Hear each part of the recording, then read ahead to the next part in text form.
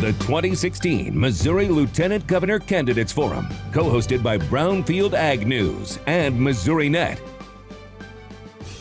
And a pleasant good afternoon, everyone, and we welcome you to today's Missouri Lieutenant Governor Forum, which is being co-hosted by Missouri Net and Brownfield Ag News. I'm Missouri Net News Director Brian Houseworth. We appreciate you tuning in, those of you on MissouriNet.com, as well as those of you who are listening in on a number of our affiliates across the great state of Missouri as well. I'm joined by Brownfield Ag News Director Julie Harker. She is going to be my co-moderator today. Julie, great to have you with us. Good afternoon. Appreciate that. We're in the Dairy Brownfield studios, and we have the two major candidates for Missouri Lieutenant Governor with us here in studio, and we're delighted to have both of them with me. On my left is State Senator Mike Parson. He's a Republican from Bolivar, and on my right, on the camera's right as well, we have former Congressman Russ Carnahan from St. Louis, and both of you, appreciate you being here, and we appreciate it. Good to be here today. Great to be with you. Thank you. Absolutely. Give a little intro here, guys, as far as Congressman Carnahan, former Congressman Carnahan, and Senator Parson. We'll start with Senator Parson. He was the Polk County Sheriff and was elected to the Missouri House back in 2004, served 3 terms in the Missouri House, and was elected to the Missouri Senate back in 2010. He is in his 2nd term in the Missouri Senate. He's running for this position.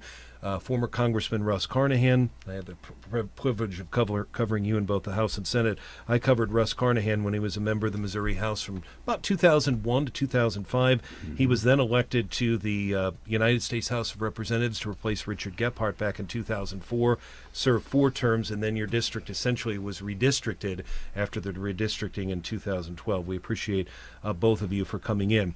I want to start with the qualifications and the role of the Lieutenant Governor. I've read the Constitution closely, and the Lieutenant Governor can preside over the Senate, can debate in the Senate, but a lot of it is more of a bully pulpit, and of course the Lieutenant Governor has to be prepared in case the Governor cannot serve or in case the Governor passes away. We'll start with you, Senator Parson. What are your qualifications for this post, and why are you running? Well, I think one of the things I've been talking about all year since I've been running is what have you done to be qualified to be the Lieutenant Governor of the state of Missouri? And I think one of the things I've done is I want to say I've started with a humble beginning to start off with, and have been a business owner almost my entire life. I've been the sheriff of Polk County, which is basically a public servant. And then more or less I've been 2 tours of duty in the United States Army. And if I hadn't served my country, I probably wouldn't be here today talking to you. That's how important that was when I was 19 years old, when I served the country. And I think the Lieutenant Governor is a key issue to the state to make sure you move the legislation forward and that you work with your colleagues. And it's one thing to say you have an outreach with your colleagues in the Missouri Senate, but truly, can you walk across the aisle and can you work with Democrats, in my case? And I think if you go back to the day, whether it be Right to Farm, whether it be Proposition B, that I actually reached across the aisle, met with every senator, Democrat and Republican, to explain to them why those issues were so important for the state of Missouri. And I think that's a key. And I don't think that, Russ has got a voting record with President Obama, that you voted with him 99% of the time when he was in Congress. I don't think you're ever going to be able to bring people together when you have a voting record of doing those things. And I think over the time, and 2 years ago, I proved I stood up against my own party when it wasn't very popular to do that. But the bottom line is you got sent, you took an oath to do the right thing in Jeff City, and you do the right thing. And you treat people fair. And for the most part, legislation that comes to the Missouri Senate, and it'll be under the Lieutenant Governor, it's about moving Missouri forward. It's not about Democrats and Republicans. It's about, okay, how do we do the things that best fit the people of this state? And I've always approached it that way. And I've been, in most part, I've been very successful to be able to work with my colleagues. Congressman Carnahan, your response to what the senator said, and also your priorities for running, and why are you running? Yeah, I was blessed to be raised in a family that had a front row seat to see public service. I think at its best, to see both my parents growing up being active in our community. My dad, one of his proudest roles was serving on our local school board. And so I saw that growing up. Worked farm jobs to work my way through Mizzou and really learned the value of hard work, being a good neighbor and really being a good steward of the land. Those are things that I've always valued. And my career has been about half in the private sector as a business person and lawyer, and about half in the public sector. Honored to have served in the Missouri House and honored to have served in the U.S. House representing a district that was one of the most diverse in our state. Went from rural St. Genevieve and Jefferson County up to suburban and urban core of St. Louis. It was great preparation to run in this wonderful, diverse state of Missouri. So I think that background is important, but also I think my approach. And that is, I served under President Bush and President Obama. I co-chaired the bipartisan Center Aisle Caucus with my colleague, my Republican colleague, Joanne Emerson. We worked closely together to find common ground on issues across our state. That's always been my approach. And frankly, we need more of that in government. People that look for common ground, because frankly, there's no one elected official or no one party that has monopoly on common sense or good ideas. And it's one of the things that I have found in my service, looking for that common ground, looking for people on both sides of the aisle with goodwill that can come together to get things done. That's what people expect. That's my approach. And I think that's why the lieutenant governor's position is unique, because it's there to have someone prepared and ready to serve as governor if and when called upon, but also to take those constitutional duties of presiding over the Senate fairly, and those key boards and commissions that have to do with economic development, seniors, veterans, and tourism. But then, as you said, a bully pulpit championing reform in our state that is much needed. Again, our guests here live with us on MissouriNet.com and a number of our affiliates. Senator Mike Parson, a Republican who is running for Lieutenant Governor, former Congressman Russ Carnahan as well. Senator, whoever wins this, either one of you could be working with a governor from the other party. There was a poll that came out in the St. Louis Post-Dispatch on Friday. The Coster-Greitens race, as I read it, about 1 point, 46-45, right, well within the margin of error. So, again, that's too close to call, obviously, with about a week to go. But either one of you, if you win, could be working with the governor of the other party. Don't know who that'll be yet. But let's just say you win and Chris Coster is elected governor. Yeah, could you work with him? There's no doubt I'm going to work with the next governor. I've proven that through my legislative time, whether it was Governor Nixon, whether it was Governor Blunt. Each time I've always reached out to work with governor. If you're going to be a successful legislator in Missouri, you have to be able to work with the Senate, the House, and the governor's office. That's just it. You can't always be just one side or the other. You have to find where the ground is to move state forward. And I think the most important thing I've learned from being up here is, economic development, agriculture, education, those are not Democrat-Republican issues for the most part. They're what's good for Missouri. And you have to find ways to move forward in that. So if Chris Koster's next governor of the state of Missouri, there's no doubt in my mind I'll be able to work with him. If it's Eric Greitens, I'm going to be there every day to try to help him through the process and do what I can to make him a good governor. My job as lieutenant governor, what I see to be the lieutenant governor's role, is to do whatever you can to make the governor be successful, for what's good for the people of this state and good for Missouri. That's what's important at the end of the day. There's always going to be issues.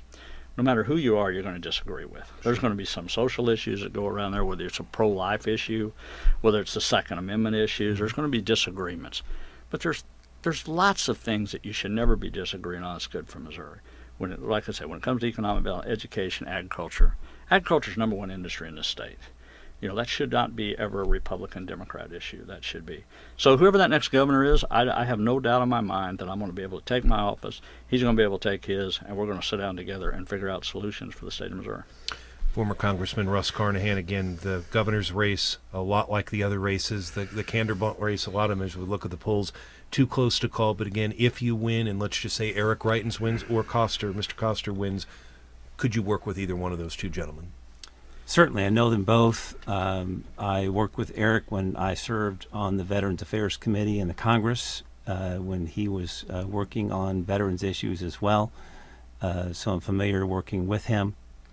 Certainly have worked with Chris Coster and certainly have a strong preference. I think Chris Coster will be the better governor for the state of Missouri.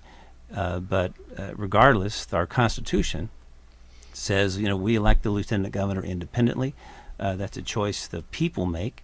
Oftentimes they choose people of the same party. Oftentimes they don't. And so that'll be a choice for the people this time around.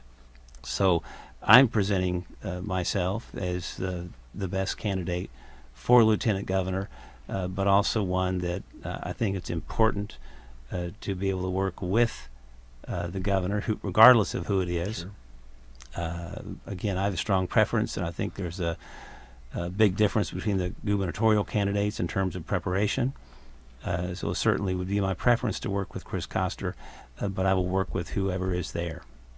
Obviously, the lieutenant governor is the only statewide elected official that is part of both the executive and the legislative branches in Missouri, and I've covered the Missouri Senate. It is interesting. Peter Kinder and many other previous lieutenant governors have been in there, some more than others, but I see many times when Peter Kinder has presided over the Senate. That's an important issue. There's also, under the Constitution, gentlemen, the lieutenant governor also is involved in aging, and a referendum passed in 1992 establishes the Office of Advocacy and Assistance for the Elderly. That would be within the lieutenant governor's office, and you would be an elderly advocate and would be involved in investigations, that sort of thing. Talk about that, and I'll start with you, Congressman Carnahan, on this one. What would you focus on in that role to be an advocate for the elderly? Yeah, that really is a critical role for the office. It's developed over the years. I've spent quite a bit of time on these issues. When I was in Congress, organized a senior citizen advisory council. We had regular meetings. They were a very important part of the input, the work that we did to be sure that seniors were having their issues addressed in our state. We have a number of issues that impact seniors dramatically: health care, transportation, prescription drugs, and being able to stay in their homes as long as they can. One of the things we've done in traveling around the state, having rural and urban roundtables, we've made a special point to reach out to leaders in our senior citizen community to get their input. But I think having staff in your office that is sensitive to those issues, but also be willing to stand up and work with those across state government to be sure that the interests of seniors are addressed and that their interests are at the table. Senator Parson, your senatorial district, and before that, obviously a lot of seniors, very, very rural. Your thoughts on that role? It's an important part about that particular issue about the elderly. How would you handle that? Well, first of all, I got more gray hair, so I'm more qualified on the senior side of things, I think, sometimes. Here's the truth about seniors in the state, especially when you look at rural or urban. And I've been to both areas, and the question becomes sometimes, what is your accomplishment? What have you done for seniors? But the truth for seniors in this state, most seniors in the day used to be 65 years old. They'd end up somewhere in a housing, in a nursing home or somewhere. Seniors are not like that no more. They're going to live longer. They're going to expect more out of us. They're going to expect more quality living. And how do we give them that living? How do we keep them as home as long as we can with the care we can to give them a quality life? They're going to be more involved in the economy as far as what they do, as far as travel, as vacation, and they're a great resource. The number one resource in the United States of America are senior citizens.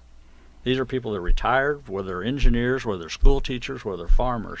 Those are resources for all of us to be able to utilize in the state of Missouri, and they're sitting out there every day almost asking you to ask them to be part of making Missouri better. Those are the things that are exciting to me, and how are we going to do that? You know,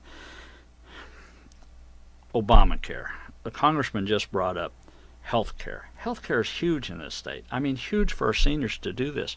You know, this Obamacare situation that we're looking at in the United States of America, and especially for Missouri, is a disaster. It's a train wreck. And when seniors all of a sudden, you're going to drive up their cost, to $500 a month, to $200 a month. That's the difference between paying your bills. That's the difference between making a car payment, going to the grocery store, being able to buy medicine.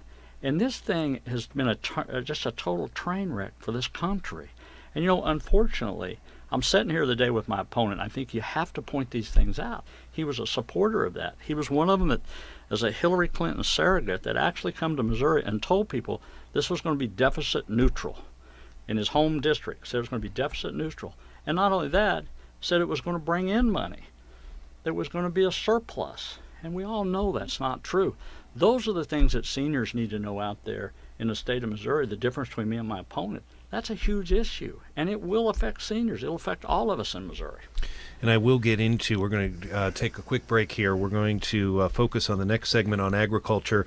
In our final segment, I've got several issues: economic development, jobs, transportation, but I am going to ask you both about the tone of the campaign and a couple of the ads that have come out, and you've had run an ad against him that talks about Obamacare. He has an ad about you with your former chief of staff about valet parking. I definitely want to get into that as well. But we've got a lot more to cover. Senator Mike Parson is on my left, former Congressman Russ Carnahan on my right. We're going to take a quick break. When we come back, we're going to turn the microphone over to Julie Harker of Brownfield and talk about ag issues. Ag is the #1 industry here in the state of Missouri. You're listening and watching to our live Lieutenant Governor Forum on MissouriNet in Brownfield and MissouriNet.com. The 2016 Missouri Lieutenant Governor Candidates Forum, co-hosted by Brownfield Ag News and MissouriNet.